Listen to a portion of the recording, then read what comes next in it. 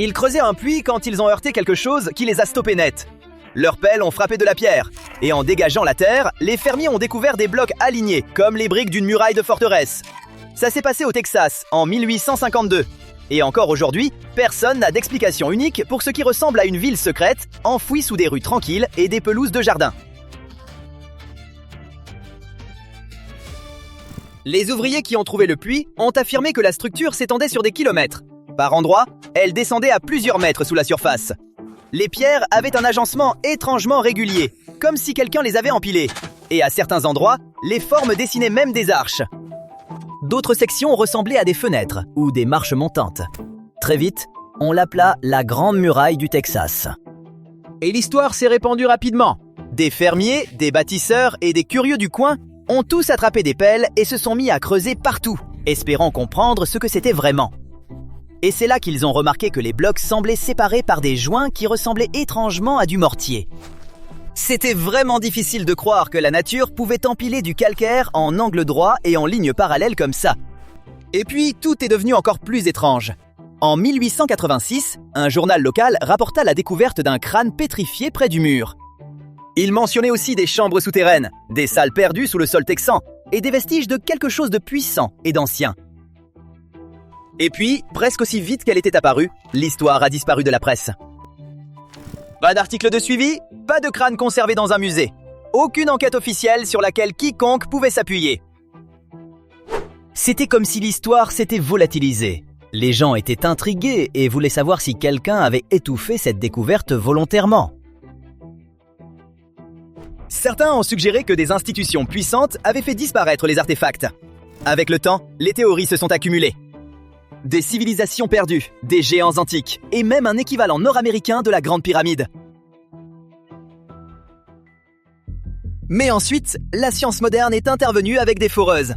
Des géologues ont foré en profondeur dans la formation et prélevé des échantillons de roches. Puis, ils ont réalisé des tests paléomagnétiques. Quand les roches se forment, de minuscules minéraux magnétiques à l'intérieur s'alignent avec le champ magnétique terrestre du moment. Un peu comme des aiguilles de boussole microscopiques figées sur place. Si des ouvriers avaient taillé ces blocs ailleurs, disons extraits d'une carrière, puis transportés et assemblés en murs, les signatures magnétiques à l'intérieur des roches auraient pointé dans des directions différentes. Chaque bloc porterait l'empreinte de l'endroit où il s'est formé à l'origine. Mais tous les échantillons avaient la même orientation magnétique, ce qui signifie que la pierre s'est formée exactement là où elle se trouve aujourd'hui. Les chercheurs ont découvert que le mur était constitué d'un calcaire rare. Ce matériau peut se fracturer en lignes étonnamment droites en durcissant sous terre. Sur de longues périodes, l'érosion ouvre ces fractures et elles peuvent ressembler exactement à des murs construits par l'homme. C'est comme de la boue, quand elle sèche, elle se fissure en motifs géométriques bien nets. Maintenant, imaginez ce processus sous terre, lentement, sur des millions d'années, à plus grande échelle. Aujourd'hui, les scientifiques confirment que la formation de Rockwall est naturelle. Elle semble seulement construite par des humains. Récemment, une famille dont les ancêtres faisaient partie des premiers colons de Rockwall a fait don d'un terrain à la ville, là où se trouve le site original de l'excavation du mur. Et comme l'intérêt pour cet endroit perdure, les autorités municipales prévoient de rendre le mur original accessible au public. Rockwall n'est pas un cas isolé. En 1968, 3 plongeurs ont repéré de grands blocs rectangulaires de calcaire près de North Bimini, aux Bahamas. Les blocs étaient alignés en ligne droite sur 800 mètres. Les plongeurs l'ont appelée la route de Bimini. Elle est faite de blocs massifs et anguleux de calcaire, certains mesurant jusqu'à 4 mètres. Beaucoup de ces blocs semblaient avoir eu des angles droits à l'origine, comme si quelqu'un les avait taillés et placés là délibérément. Les 3 plongeurs ont fait cette découverte à une époque où le monde entier s'enthousiasmait pour l'Atlantide. Du coup, les gros titres ont immédiatement fait le lien et posé sérieusement la question: est-ce que ce serait la première trace physique de la civilisation légendaire de Platon? On n'a toujours aucune preuve archéologique confirmant qu'elle a réellement existé, mais le moment de la découverte et la forme des pierres de Bimini ont convaincu beaucoup de gens que c'était ça.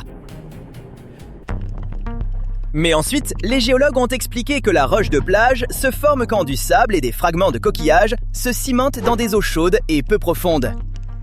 Les blocs de Bimini sont composés de petites boulettes de boue, de grains de sable, de morceaux de coquillages, de restes de minuscules organismes marins unicellulaires et de fragments d'algues. Avec le temps, des réactions chimiques ont lié ces matériaux en dalles de calcaire solide. Des fractures naturelles ont divisé ces dalles en blocs rectangulaires. Quand le niveau de la mer a monté à la fin de la dernière ère glaciaire, l'eau a progressivement submergé la formation. Les vagues et les courants ont érodé le sable, donnant à certains blocs un aspect surélevé ou en retrait. Ensuite, les chercheurs ont effectué des datations au carbone 14 sur des échantillons de roches, des coquillages incrustés dedans et le ciment de carbonate qui maintenait le tout ensemble. C'est comme ça qu'ils ont découvert que les pierres avaient environ 2000 ans. C'est bien après la supposée disparition de l'Atlantide il y a 12 000 ans. Alors non, la route de Bimini ne mène pas à l'Atlantide. Mais elle aide les scientifiques à mieux comprendre comment les côtes évoluent, comment les sédiments durcissent et comment la montée des eaux remodèle les continents.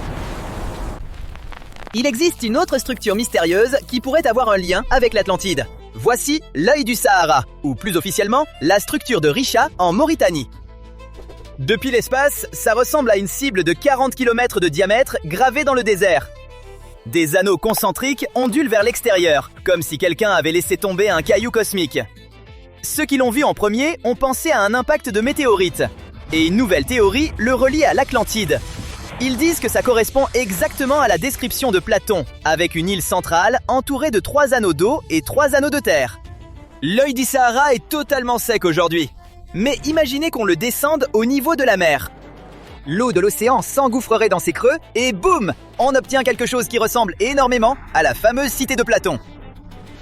Les dimensions semblent assez proches.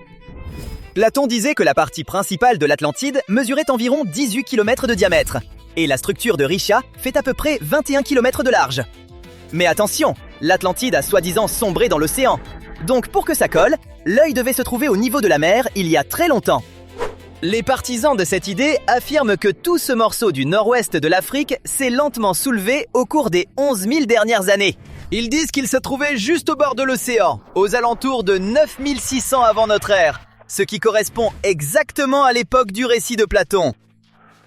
Pour étayer ça, ils montrent des tonnes de sel à l'intérieur des anneaux sur les images satellites, affirmant que ça prouve que l'eau de mer se trouvait là autrefois.